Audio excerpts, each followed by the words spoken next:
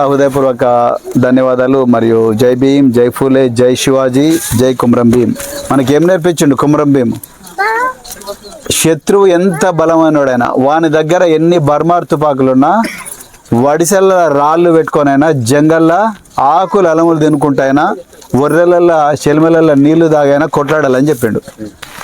అవతలోడు ఎంత బలమైనడైనా మన హక్కుల కోసం బాబాసాహెబ్ అంబేద్కర్ గారు రాజ్యాంగం ద్వారా మనకిచ్చిన హక్కుల కోసం మనం కూడా బరాబర్ మొండిగా కొట్లాడితేనే మన జీవితం బాగుపడుతుంది. మరి మీ పిల్లలు కూడా మీలాగానే కూలి పని చేయాలనుకుంటున్నారా, లేకపోతే వాళ్ళు డాక్టర్లు, ఇంజనీర్లు, ఐఏఎస్లు, ఐపీఎస్లు కావాలనుకుంటున్నారా? నేను కూడా మీలాంటి కుటుంబాల్లోనే పుట్టిన, నేను కూడా ఇలాంటి గన్నారం లాంటి గ్రామాల్లోనే పుట్టిన. కానీ ఆనాడు మా తల్లిదండ్రులు బిడ్డ నువ్వు ఊర్లో ఉంటే చెడిపోతావురా అని చెప్పి నన్ను సోషల్ వెల్ఫేర్ హాస్టల్లో వేస్తే నేను అక్కడ రాత్రింబవళ్ళు కష్టపడి చదువుకొని ఒక పెద్ద ఐపీఎస్ ఆఫీసర్ అయినా. నేను మీ ఉద్యోగానికి రాజీనామా చేసి మరి మీలాంటి కుటుంబాలను పేదరికం నుంచి విముక్తి చేయడం కోసం నా ఉద్యోగానికి రాజీనామా చేసి అలా మీ దగ్గరికి వచ్చిన. పోయిన సంవత్సరం నేను ఇదే సిరిపూర్ నియోజకవర్గంలో పోటీ చేసిన, కానీ ఓడిపోయినా 45,000 ఓట్లు వచ్చినాయి నాకు. మీ ఊరోళ్ళు కూడా చాలా మంది నాకు ఓటు వేసారు, మీ అందరికి ధన్యవాదాలు. ఓడిపోతే కోనేరు కోనప్ప, ఈ రావి సీను వీళ్ళందరూ ఏం ప్రచారం చేసినట్టు ఇక ప్రవీణ్ కుమార్ ఓడిపోయింది కాబట్టి ఇక ముఠములు సర్దుకొని వెళ్ళిపోతాడు అనుకున్నాడు. వాళ్ళకి తెలియని విషయం ఏంటంటే నాకు కోసిన్లో ఒక ఇల్లు ఉన్నది, నా అడ్రస్ ఇక్కడనే ఉన్నది, నేను ఇక్కడనే ఉండబోతున్నా, చివరి శ్వాస వరకు కూడా ఇక్కడే ఉంటా. నేను అనుకున్న బిడ్డ నీ బంగళాలన్నా గూల కొడతాం, అందులో దొరికిన ఇటుకలతో మా బూడిసెలు మంచిగా చేసుకుంటామని నేను వచ్చాను. తప్పకుండా మీ ఎంబడే ఉంటాం మేము. ఇది ఓన్లీ మొదటి మీటింగ్ కాబట్టి అన్ని డీటెయిల్స్ నేను మాట్లాడతలేను. కానీ ఇక ఇప్పటి నుంచి ఈ వాళ్ళ చెవుల జోరి వాళ్ళు చేసిన అన్యాయాలన్నీ కక్కించి మనకు న్యాయం చేసేదాకా నేను నిద్రపోను. మీకోసం కలెక్టర్ల దగ్గరికి పోతా, మీకోసం ఎస్పీల దగ్గరికి పోతా, మీకోసం హైదరాబాద్లో పోయి ముఖ్యమంత్రితో మాట్లాడతా, మీకోసం ఏ మినిస్టర్తో అయినా మాట్లాడతా. బరాబర్ గన్నారం లాంటి ముఖ్యమైన గ్రామం ఇది. ఇవాళ మహారాష్ట్ర నుంచి కాజ్నార్ వచ్చేటోడు ఎవడైనా కూడా గన్నారం వల్ల పర్మిషన్ లేనిది కాజ్నార్ పోలేడు, అవునా? సో అలాంటి మంచి గ్రామమైన గన్నారం ఇవాళ ఆ గన్నారంను గన్నేటి రాయితో చంపిండ్రు కొంతమంది దుర్మార్గులు. వాళ్ళ పేర్లు మీ అందరికి తెలిసి ఊకే చెప్పి నాకు ఖరాబ్ అయింది. సో అలాంటి గన్నారాన్ని రక్షించుకోవాలంటే మనము కలిసి కట్టుకు ఉండాలి, అన్ని కులాలు కలిసిమెలిసి ఉండాలి. ఎక్కడ సమస్యలు ఉన్నాయో ఇక్కడున్న స్థానిక యూత్కు వీళ్ళందరికీ నాయకురాలకు చెప్తే వాళ్ళు మా దృష్టికి తీసుకొస్తారు. తప్పకుండా మీకోసం పోరాడతాం, దాని గురించి ఎవరికి బాధపడాల్సిన అవసరం లేదు. రెండవది, ఇక నేను మీటింగ్ పెట్టంగానే రాత్రి మీకు కాల్స్ వస్తాయి. ఏం మాట్లాడిండు ప్రవీణ్ కుమార్ వస్తాయా? అరే ఏం మాట్లాడిండు రా ప్రవీణ్ కుమార్, అరే అంత మొగోళ్ళు అయినరా అంటే మీరేమనాలి, అవునరా అని అనాలి. అంటారా?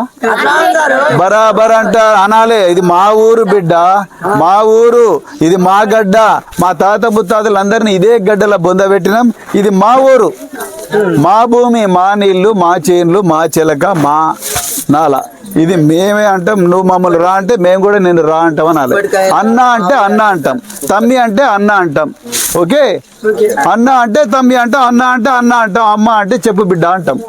అంతేగాని అరే ఏం రా బలిసిందా నీకు అంటే నువ్వు కూడా ఏం రా నీకు బలిసిందా అనాలి. నీకు దమ్ముంటే రారా మా గన్నారం కుమ్రం భీమ్ స్టాచ్యూ దగ్గరికి అనాలి. లేకపోతే ఇప్పుడు బాపు వచ్చిండు, అవ్వ వచ్చింది. ఇక చూడండి ఎట్లుంటుంది పేదోళ్ళు అంటే సర్కారు ఎట్లుంటుంది అంటే చిన్న ఉదాహరణ. వీళ్ళకు పాతకాలంలో వీళ్ళకి 5 ఎకరాలు భూమి ఇచ్చినామని సర్కారు లావణ పట్టా ఇచ్చిండ్రు, పేరు రాసిండ్రు, మంచిగా పట్టా కాగితం వీళ్ళ పేరు ఉన్నది. మరి తెలివైనోడు మెడకాయ మీద తలకాయనోడు ఏం చేయాలి? అయ్యా నీ భూమికి ఇక్కడ మోసం దగ్గర ఉన్నది, నీ భూమి గన్నారం దగ్గర ఉన్నది, ఆరెగూడకు తూర్పున, లేకపోతే ఈ పక్కన గన్నారంకు పశ్చిమాన, లేకపోతే ఆ మండువా గిండువా మధ్యలో ఈ హద్దులు ఇవని చూపించి నీ భూమి నీదే అని సర్వే నెంబర్ రాసి పోవాలి కదా. పోయి చూపించాలి, ఇది నీ భూమి తాత అని చెప్పాలి కదా. చెప్పలే. పట్టాదారు పాస్బుక్ పెట్టిండు, కబ్జాలు ఉన్నాడు, కబ్జాలనే ఉన్నాడు. ఇక్కడ పట్టదారు పాసుకు ఈ ముసలాయన మురిసిపోతున్నాడు నా దగ్గర భూమి ఉన్నదని. చూసానేమో భూమి మీద కబ్జా. అట్లా ఎన్నో ఘోరాలు జరిగినాయి. నిన్న ఆరెగూడకు పోయినాం మేము రాత్రి. ఆరెగూడ మోసంలో పోతే వాళ్ళ గోస అరిగోస. ఇప్పుడు దండవిటలని ఒక ఆయన తిరుగుతున్నాడు రోజు. ఆ దండవిటలు ఆయన దాదాపు ఎర్రచెలకలలో దాదాపు 150 ఎకరాలు పేద రైతులు దొబ్బిండు. ఎవ్వడు అడిగేటోడు అంటే పోలీసులను పంపిస్తాను.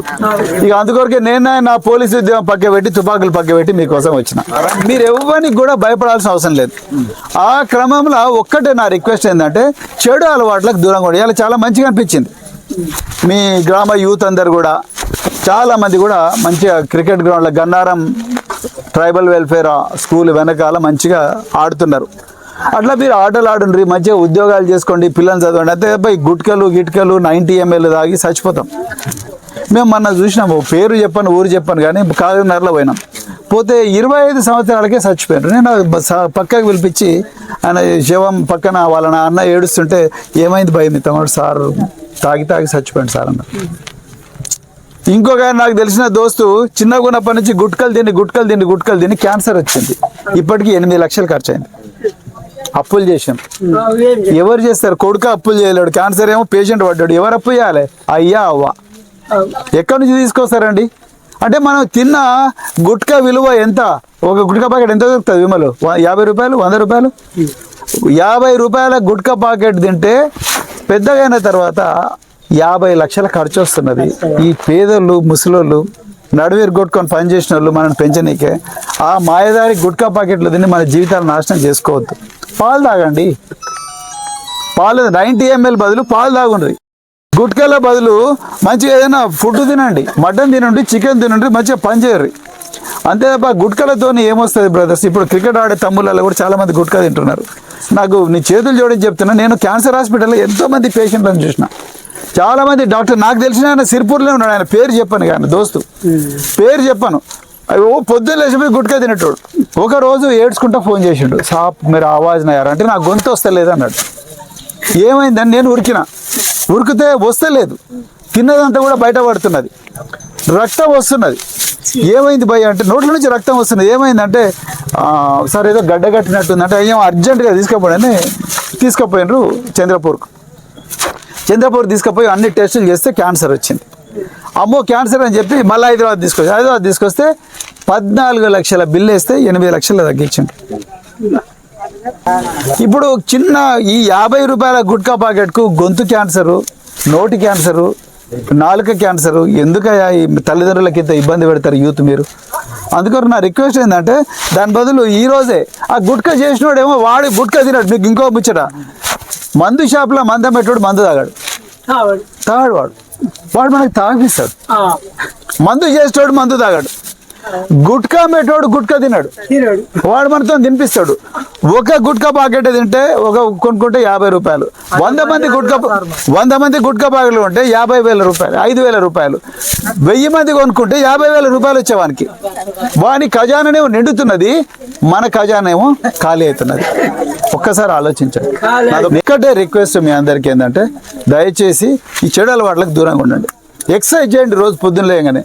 అదే గ్రౌండ్లో ఎక్సర్సైజ్ చేయండి, పొద్దున ఊరంతా తిరుగుర్రి, ఏమేమి సమస్యలు ఉన్నాయో చూడుర్రి, తీసుకొచ్చి మా దృష్టికి తీసుకురండి. బరాబర్ మీకోసం రాత్రి బావులు కష్టపడి పనిచేస్తాం.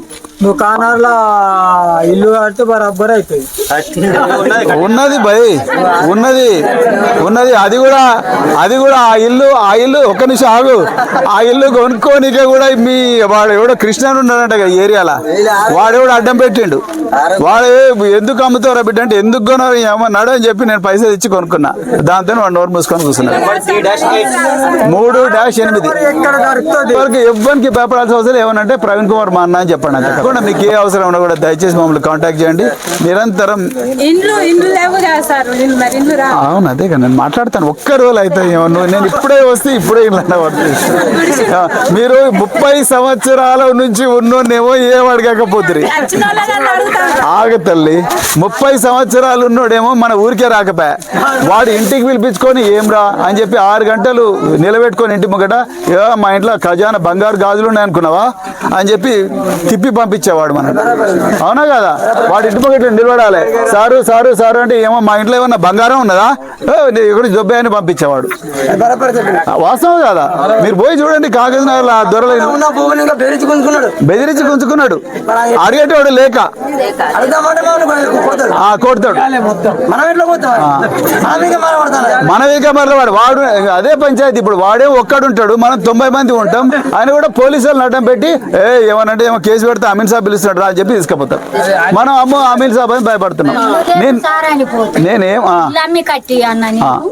అని అంటున్నాడు. చూడు ఇల్లు అమ్మి కట్టియాలని అంటున్నాడు. మరి ఓట్లు ఎందుకు వేసాడు? నువ్వు ఎందుకు లీలబడవు రాజకీయం? నీ ఇల్లు అమ్మిచ్చుడు ఏంటి? నువ్వు లీలబడకుంటే ఇంట్లో వాళ్ళన్నా లీలబడితే మేము అడుక్కుందాము అంటే అమ్మ నువ్వు ఉన్నాడు అంటారు. ఇక చూడు అంటే పురుగులాగా చూసిండ్రు. కానీ ఆ రోజులు పోయినాయి. ఇప్పటి నుంచి నేను మీ వెంబడి ఉంటా. మీరు దయచేసి నమ్మురి. రాబోయే అన్ని చుట్టుపక్కల గ్రామాలందరికీ కూడా చెప్పండి, ఈ దొంగల పని కథం. తప్పకుండా మన రాజ్యం వస్తుంది. మనం అందరం కూడా కలిసికట్టుగా ఉండి మన సమస్యలు పరిష్కరించి ఇంటి సమస్య దాని గురించి కూడా మాట్లాడదాం.